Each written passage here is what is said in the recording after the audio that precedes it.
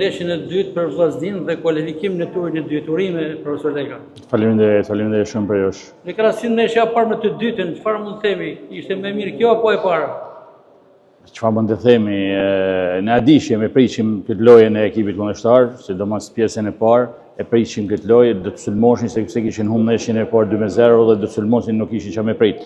Dhe them të drejtën, pjesa e parë nuk na shkoi si kishim planifikuar, si që kishim përgatit, por me pjesa e dytë ndroi fytyrë, ndrone lojtarët, fillon me kërku më tepër mesin e fushë, fillon me luftu për topin e parë dhe normalisht dolën ato dy golat që shënume.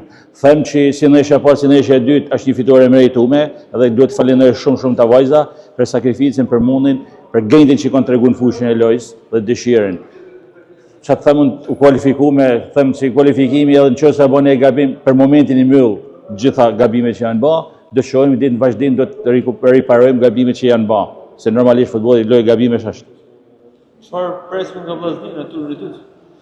Atëherë ne nuk e dina si të na bin shorti, por na kena thënë gjithmonë që do t'i marrim ndeshjet hap mas hapi, që të ecim sa më tepër, sa më përpara në këtë kupë.